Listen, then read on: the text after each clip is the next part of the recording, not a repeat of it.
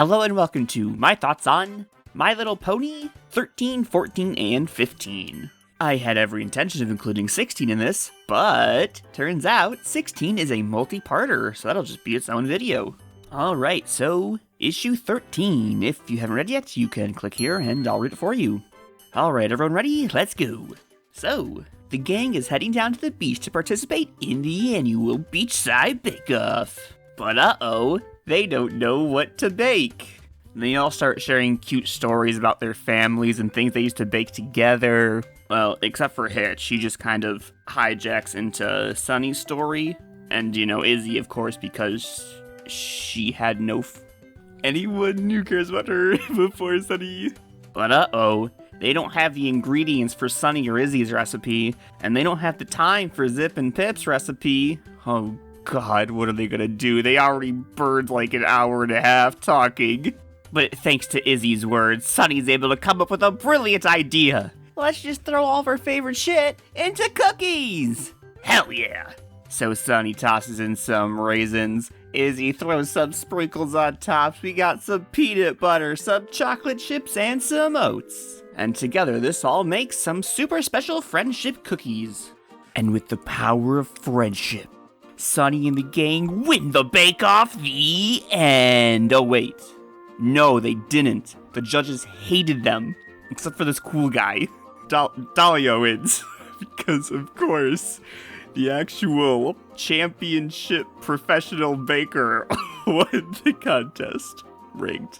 Her team doesn't even have any unicorns or Pegasi on him. Pfft, whatever. This is a very nice story. The gang's just hanging out, not really doing anything, but it's still quite an enjoyable experience.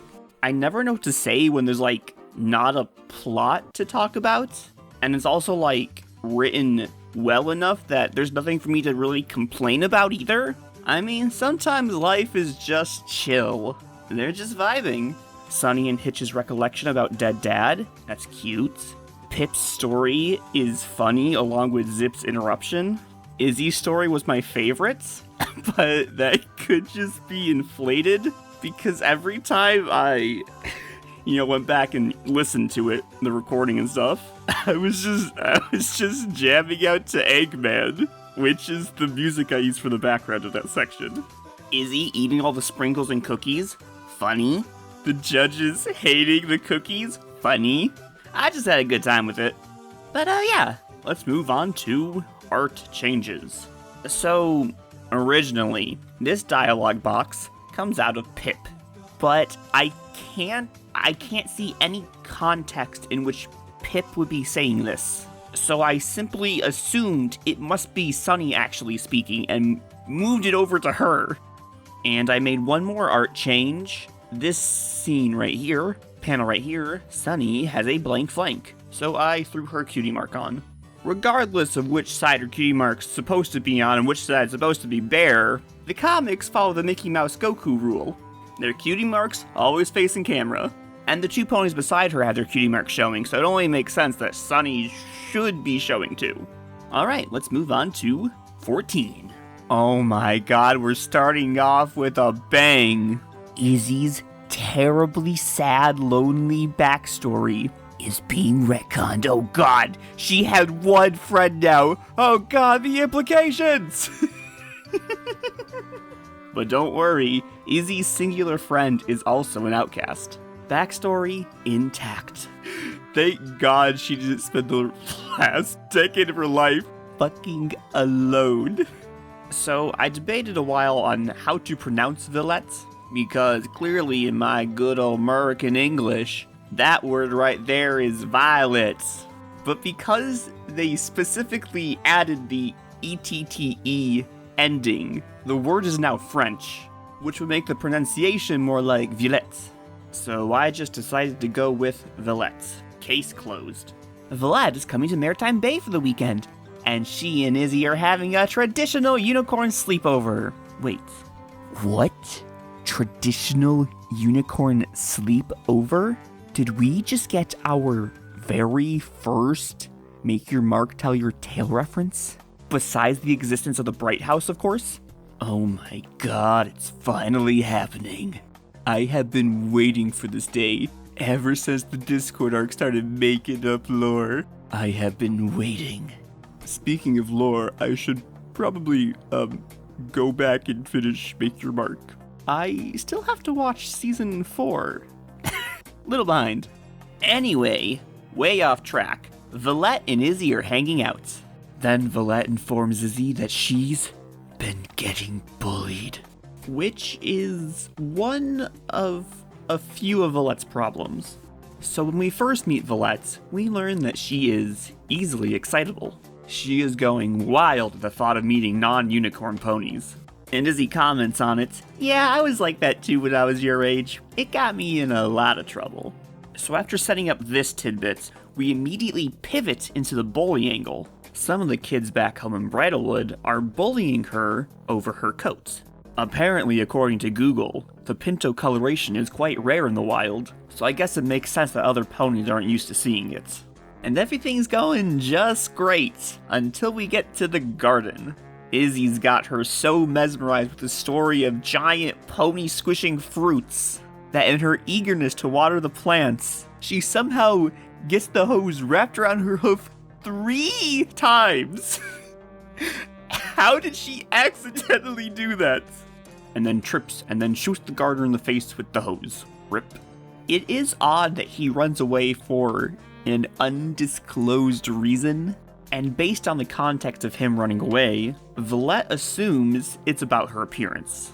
Apparently this always happens, but I would think that all the ponies in Bridalwood would be used to seeing her and not run away in fear. But maybe she's jinxy, I don't know. Posey does call her a bad luck pony. Maybe that is actually her problem. Bridalwood is quite odd. But regardless, any anger or frustration toward her, she associates with her appearance. And that is actually her main problem in this story. I mean, I don't know what the situation back is in Bridalwood, but here in Maritime Bay, she trips and sprays the gardener in the face. She trips and knocks over a bunch of fruit, which makes Posey trip. She throws her smoothie and causes an electrical fire, and burns down Pip's salon. Okay, well, that one was Izzy's fault. But Posey just gets so riled up and is convinced that it's Violette's fault based on the earlier encounters with her. It's actually, I don't know what the words I'm looking for, but it's really something that, in the first 2 encounters, Violette gets overexcited and causes problems. But in this scenario with the smoothie and the fire, Izzy is the one that gets overexcited and causes the problem. Calling back to what she tells Violette at the very beginning, that she reminds her of herself and used to get in a lot of trouble. It's nice. That wasn't the word I was looking for, but it conveys my thoughts well enough, whatever. But anyways, after getting blamed for the fire, Violette runs away crying, wishing that she looked normal. And then bam, zebras! Apparently there's zebras around Maritime Bay. Well, I mean, I think they're zebras. They look like zebras. They don't ever say they're zebras. The only one calls them zebras is this racist pony over here, and I don't know if I trust a racist to identify a race. But I'm just gonna call them zebras. Even though they have cutie marks, and only ponies have cutie marks, and zebras aren't ponies, but let's forget about the lore for just a moment and focus on Violette. So right now, she's at a point where she genuinely believes that her appearance is what's causing all these problems around her. And somehow she vows to fix it. So now, one of the zebras, Mariama, starts to tell Violette a story about looking different and having stripes. It's a nice story and all and has a good message, but it's not particularly relevant to Violette's situation.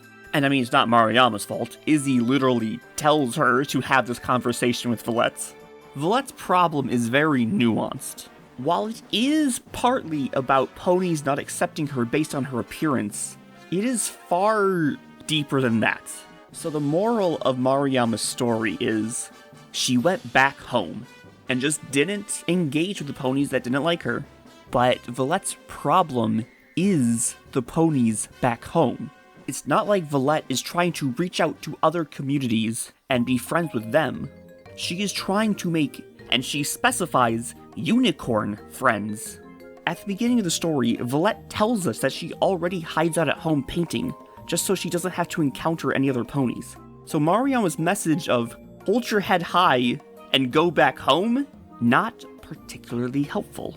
It's also, this story is, weird. So one of Violette's problems is getting bullied back home. But in this story, we're not focusing on that. This story is about her easily excitable nature, combined with her lack of awareness, causing problems for other ponies around her, who in turn get frustrated with her, and because of the bullying back home, Violette internalizes this as hatred for her appearance. It's not until she drinks the potion that her appearance is actually the focus of the ponies around her. And then her coat zoop-zapping into all kinds of different patterns, and everyone's all like, which starts to freak Violette out, and then she slams right into someone, going back to her other problem. But at least thanks to Izzy and Mariama and Sky and Sunny, Violette is starting to get comfortable with her appearance. And her clumsiness is not important. That's not what this story is about, apparently, even though it's actually all the story is about. But I mean, hey, you can't fix everyone's problems at once. That's just life. I rather enjoyed this story. I thought it was pretty nice. God, what is wrong with me? That nice is the only word I can think of to call anything. God. I liked it. It good. Story good. It is unfortunate that we only explore such a shallow portion of Violette's nuanced problem. But I mean, it's complicated. And a one-shot comic, we don't got time for complicated. This story is very reminiscent of Cutie Pox, and not to compare a made-for-television production to a probably low-budget, low-effort comic, I think this story does have a better concept. I don't think there are any art changes. I guess instead I'll talk about my shortcomings with two particular scenes. So they're both bits I want to talk about.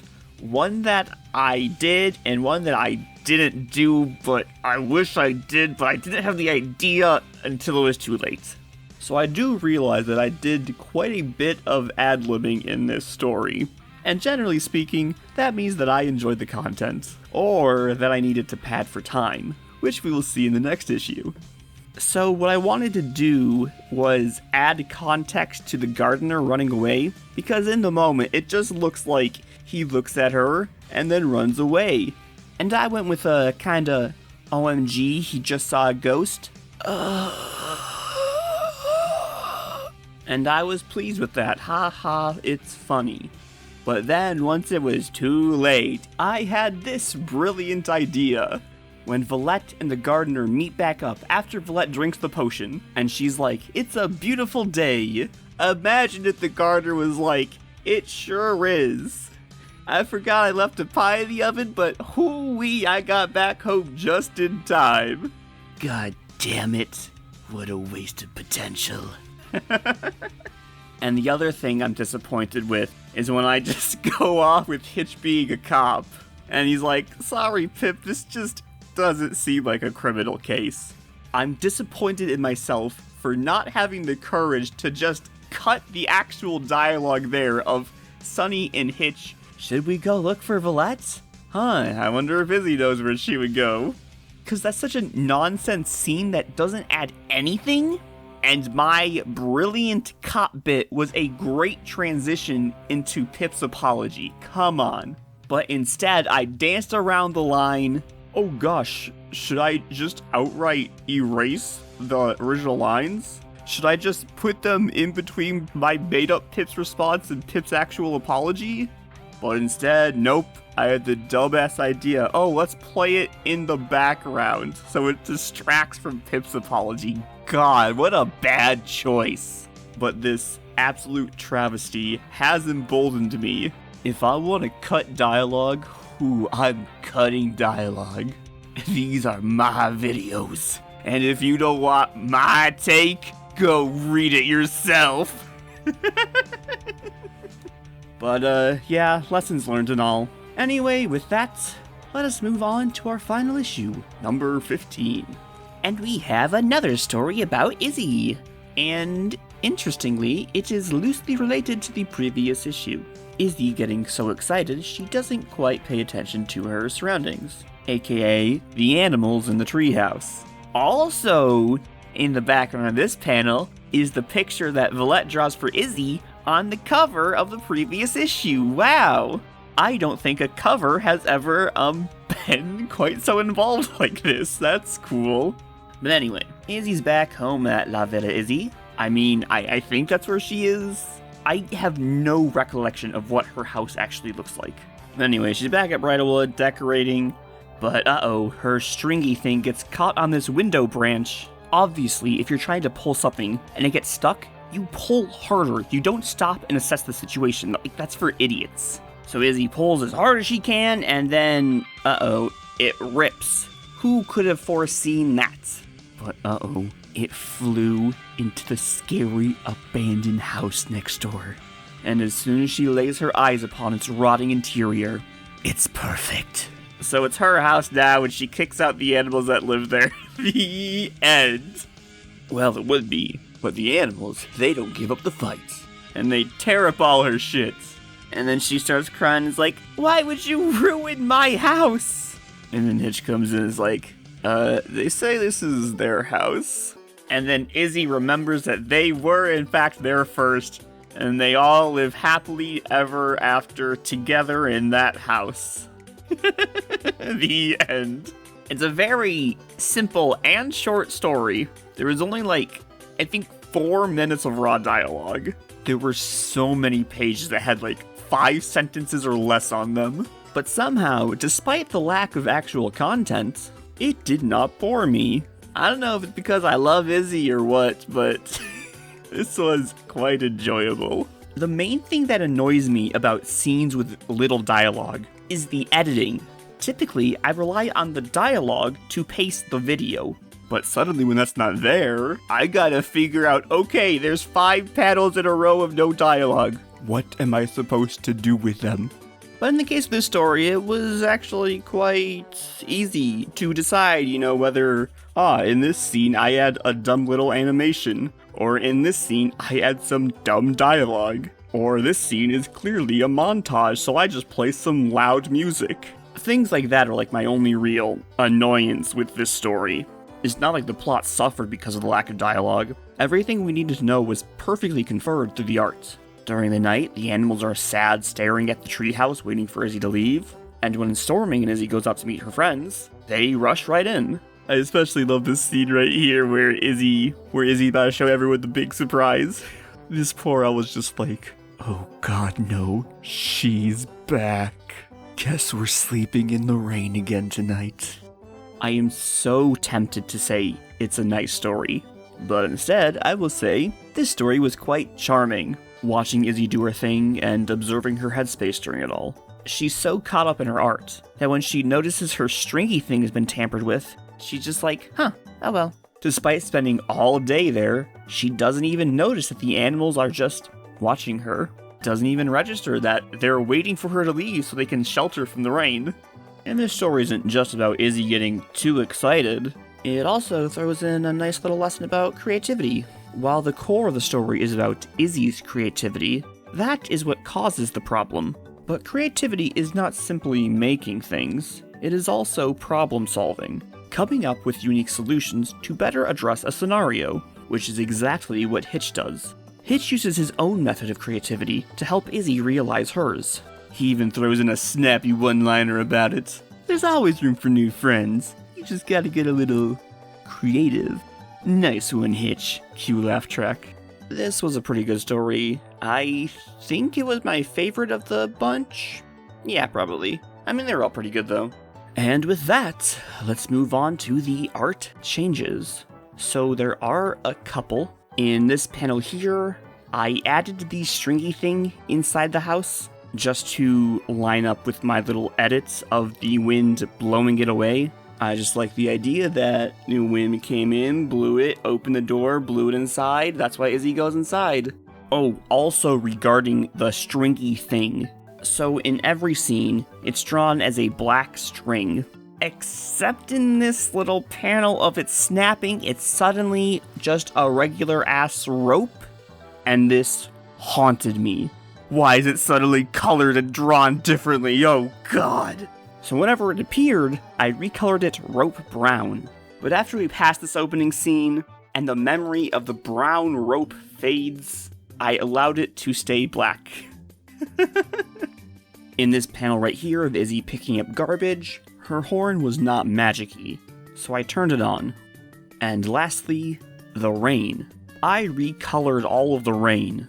How it was originally colored, it was very hard to make out from the background. Like here, for example, we just got to the treehouse. Do you see the rain? No?